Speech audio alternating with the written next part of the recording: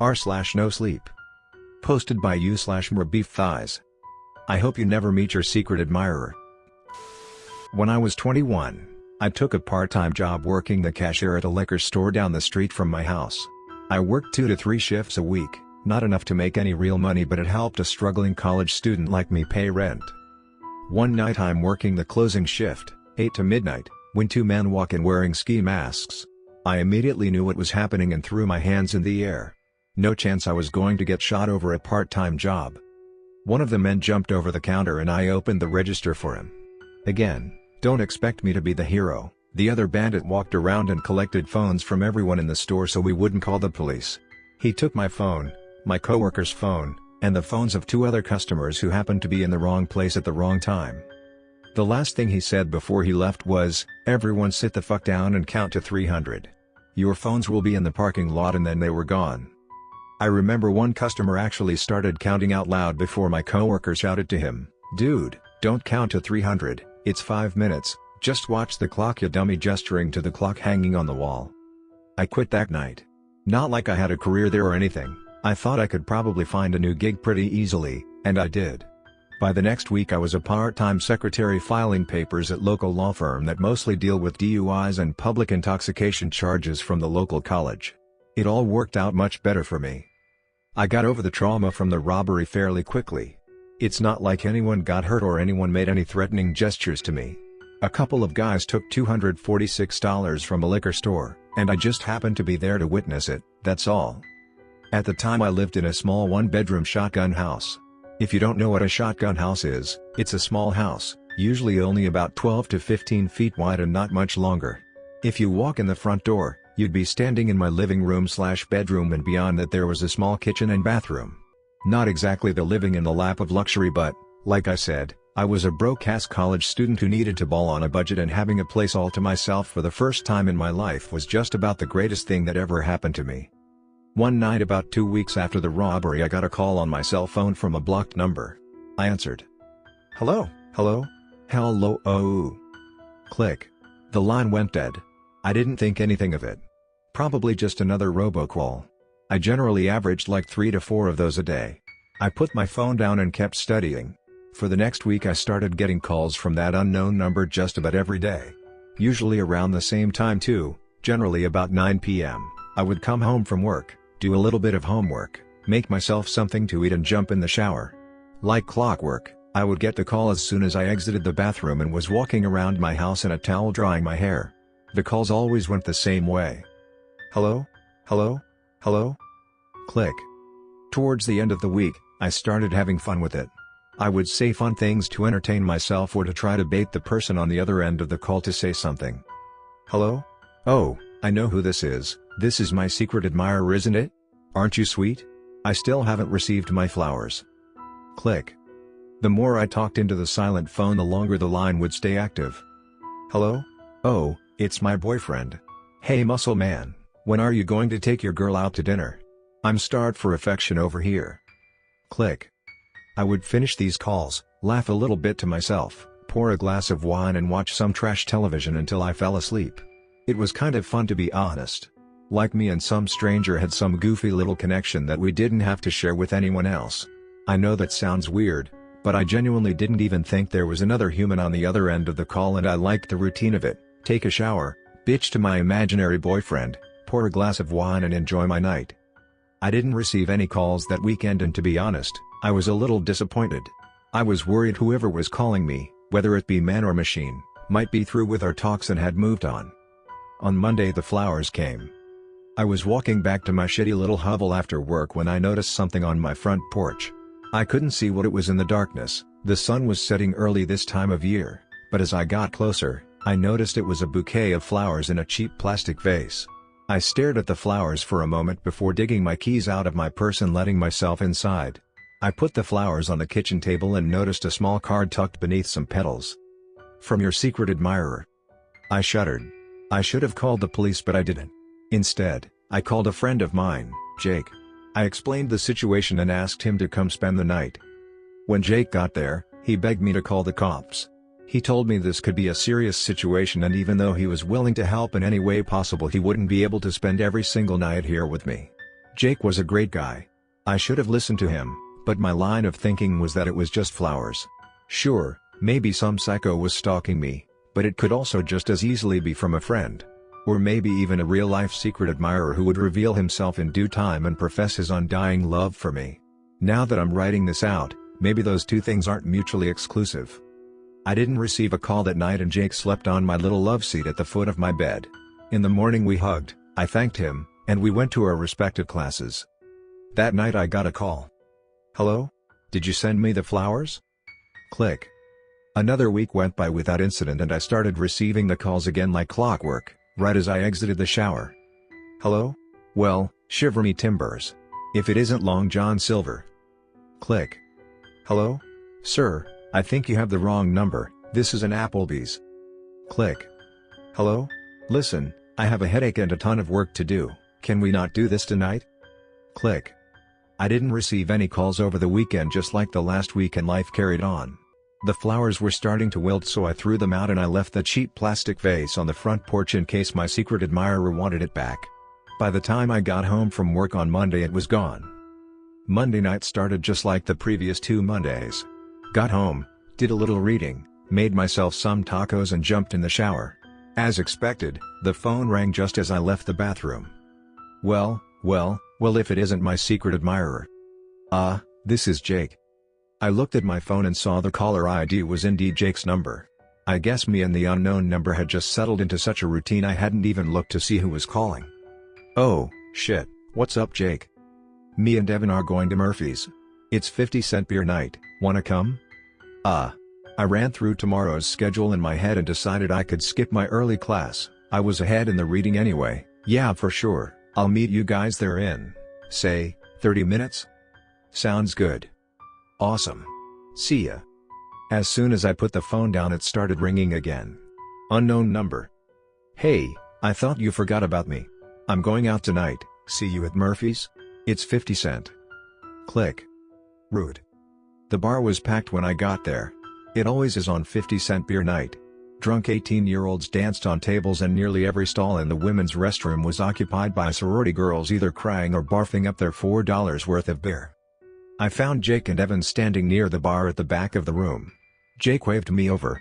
Evan was chatting up some sophomore who was smiling despite the mascara running down her cheeks. Jake put plastic cup of beer in my hand and we bumped glasses before chugging it and crunching the flimsy plastic cups in our hands. This was our little tradition.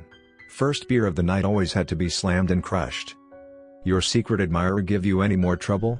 Jake asked, waving the bartender over with a dollar bill. "Trouble? No," I replied, "fucker keeps calling me though. If you ever feel unsafe, or worried or anything like that, just give me a call, okay?" His face was serious. "I really don't like what is happening here and I don't want anything to happen to you. I can come sleep on your couch whenever you want, or you can come sleep at my place. I just want to know you are safe. Jake, you live in a fraternity house. There is no place on earth where I would feel more uncomfortable spending the night." Jake smiled. "Good fucking point," he said, putting another cup in my hand. "Offer still stands." We drank until the bar kicked us out.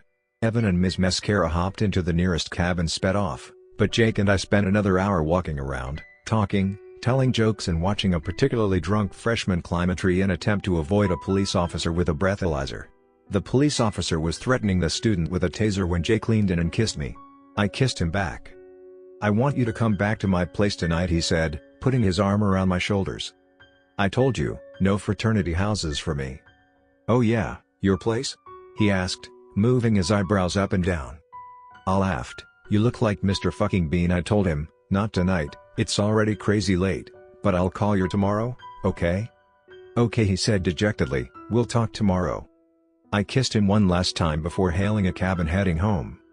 I walked into the little rat's nest I called home and poured myself a glass of water, chugged it and went into the bathroom to take my makeup off.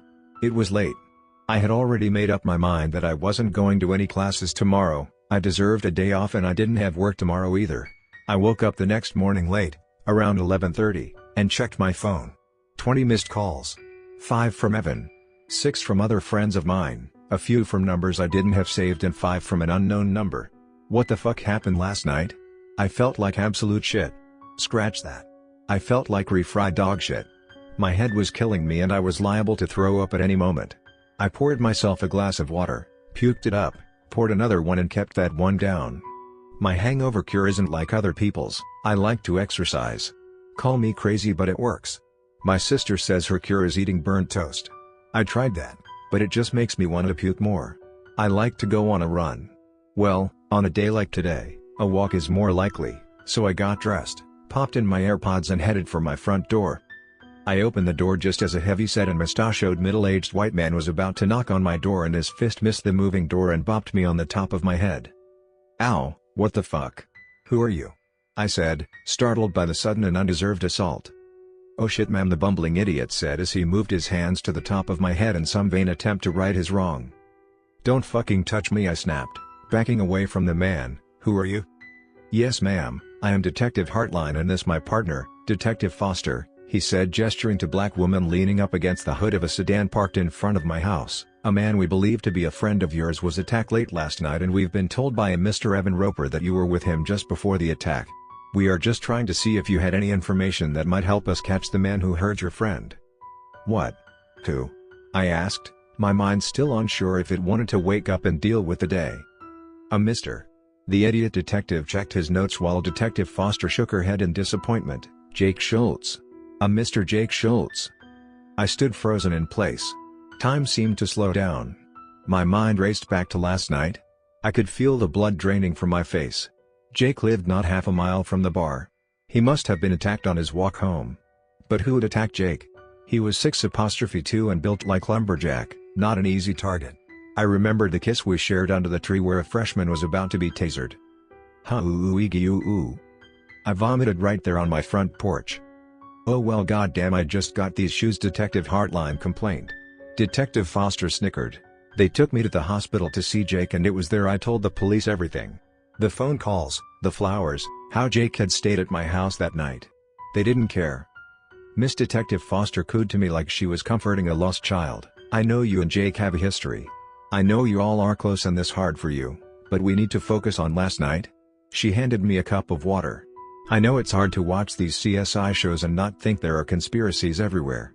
That a wrong number is never just a wrong number, but just because one day a secret admirer bought you flowers doesn't mean there is a serial killer or something like that on the loose. And it definitely doesn't mean you are at fault for anything that happened to Jake here. Sometimes things like this just happen. Life's a bitch and it's a cold world, but we all have to work together to make the best of it. She held my hand in hers and used her other hand to push my chin up so my eyes met hers. If you remember anything at all, here is my card. She put the piece of paper in my hand and closed my fist around it. We'll leave you alone with him now. His parents should be here in about an hour. She stood up and started for the door. Let's go, Heartline. Detective Heartline jumped to attention from where he was seated near Jake's hospital bed and quickly walked over to me. We'll get whoever did this, he said, and sorry about. He gently patted me on the head like I was a fucking rabbit or something. Goodbye. I watched as he did that awkward little half walk half run to catch up to his partner, then they were gone. Jake looked horrible. He was unconscious or maybe just asleep, I'm not sure, but I was glad for that. If I had heard him talk in that moment I think I would have broken down. This was my fault. I told the fucking piece of shit flower guy where I was going. I practically invited him to the bar with us and now Jake's life was forever changed. He had suffered massive head trauma. The police suspect a crowbar to the back of the head. His face was a swollen mess of black and blue with areas where blood dried black. He had suffered multiple broken ribs, a collapsed lung and his left hand was completely severed from his body. No one knows where it went. I looked at the stump on his left and arm, immediately puked in the wastebasket. I wanted to leave before his parents arrived. I couldn't handle seeing them now. I took the wastebasket with me, it felt rude not to. That night I received a call from the unknown number. Why the fuck did you do that to Jake? You have no right, I don't even fucking know yo. Click. I stood in the middle of my room in my bath towel in a fury at some unknown and unseen person. For the first time in my life, I experienced true and untethered rage. I wanted to find out who this person was and I wanted them dead. I screamed at the top of my lungs like I was about Hulk out or something, and this sounds lame but it felt amazing to actually release some of this frustration, this fear, this rage in a single cathartic action. I started to fill my lungs for a second, even louder and even hulkier scream when there was a knock on my door. I snapped out of my mania and immediately felt like an idiot, standing in the middle of the room in my towel dripping wet, arms out to my sides akimbo and my face red with fury. Who is it?" I shouted towards the door. The answer was another round of knocks. Harder this time. "I can't come to the door right now, I'm shitting. Who is it?" Silence. I stood statue still in the middle of the room. The tension of the moment and the cool water dripping from my hair down my back made my body explode with goosebumps. The world seemed to go silent except for the rickety fan in my room creaking with each revolution. Then I heard it. "Hello? Hello?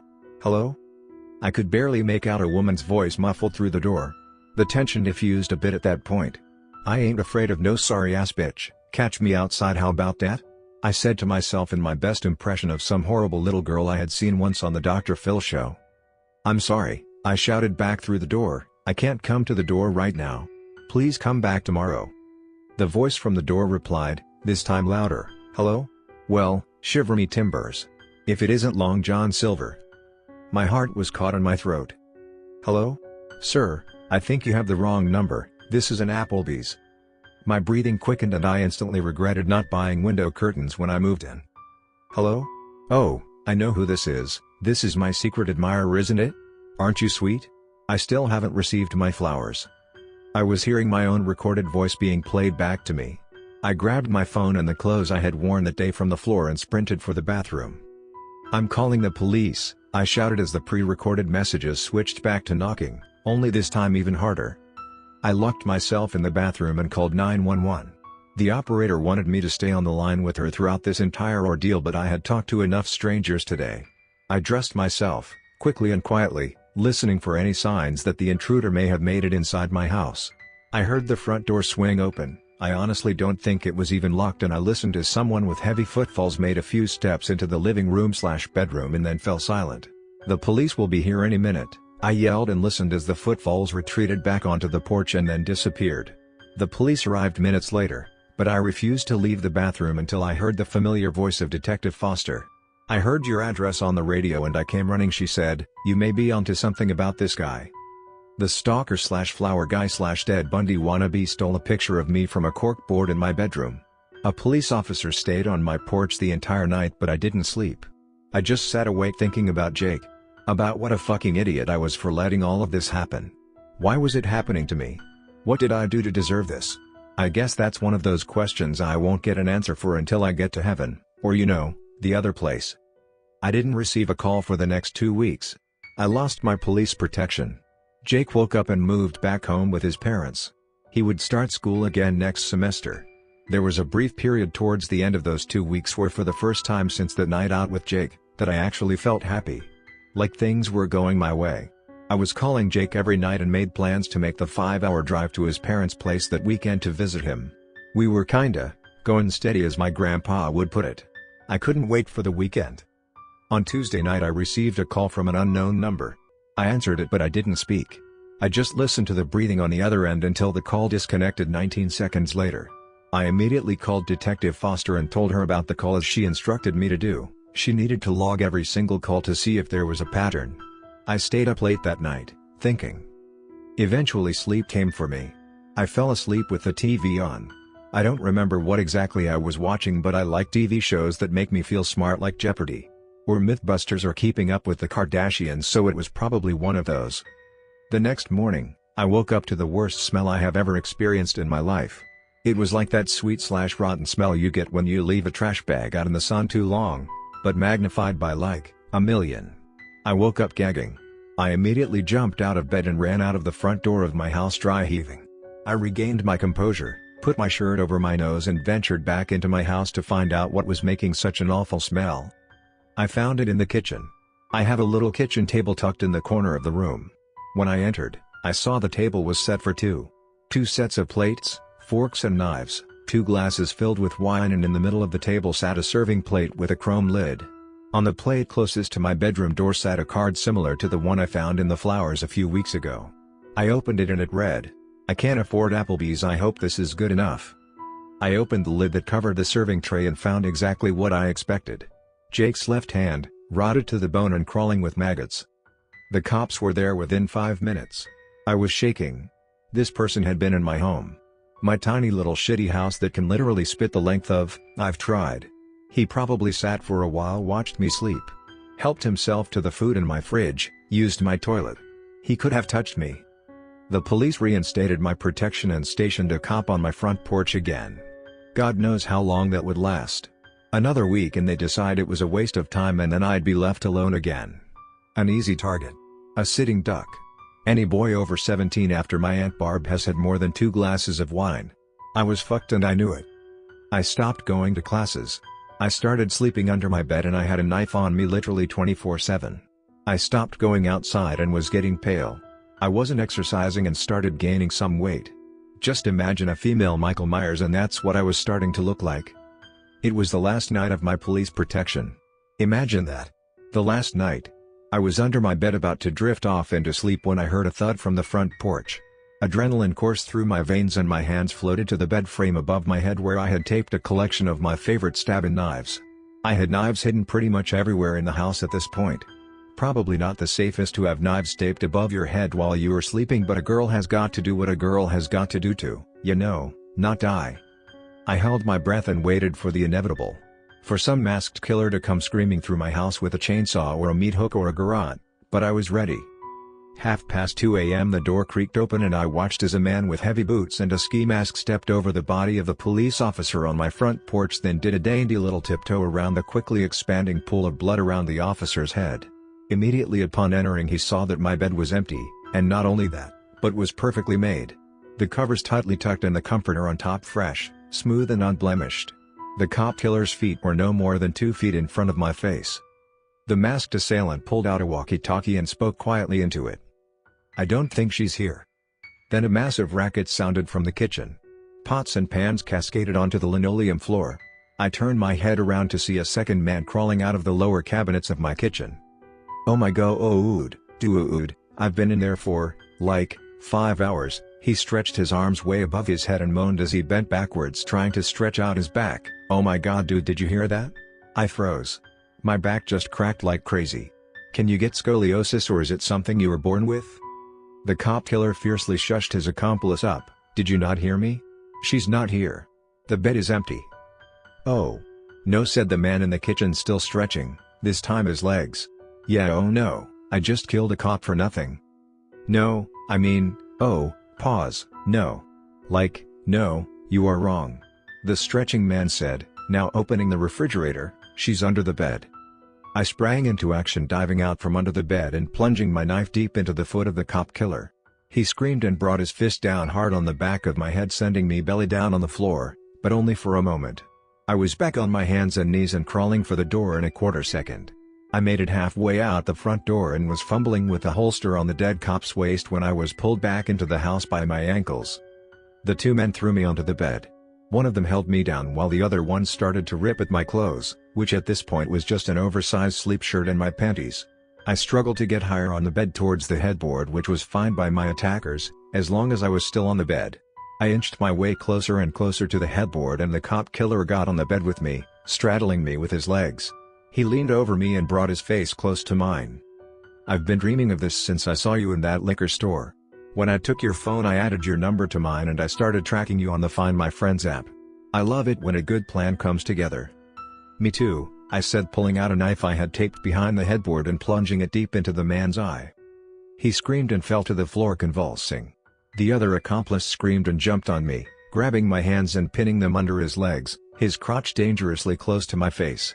Dangerous for him, not for me. I would have bitten that shit off, but I didn't have to. He started to say something to me. I hope why? When his head exploded. Standing in the doorway were Detectives Foster and Hartline, guns drawn. They had saved me. They had been parked a few blocks away as backup just in case something happened. When I crawled onto the dead cop to try and get his gun, I accidentally pressed a button on his radio, broadcasting my screams directly to the detectives. Here's to happy accidents. I don't have an ending for this story. Mostly because it hasn't ended for me. I have trouble being alone now and I have even more trouble sleeping. I can't be in dark rooms. I don't trust people and I have a hard time getting close to anyone. I haven't talked with Jake in 2 years and just the sight of orzo soup makes me think of those maggots crawling in his detached and rotting hand. I even took the doors off the kitchen cabinets in my parents' house where I am still living. I'm not sure if my story will ever end. Maybe one day I'll find the right therapist and I'll finally be able to get the house with the picket fence, a golden retriever and 2.5 kids, but at the moment it's looking like I'll probably grow old in a fortified cabin surrounded by landmines and 9 trained German shepherds, but we'll see. I'm still young, I have a lot of time left on this earth, time that I've fought for. Time that I've earned. So, we'll see. But I'm not giving up my knives.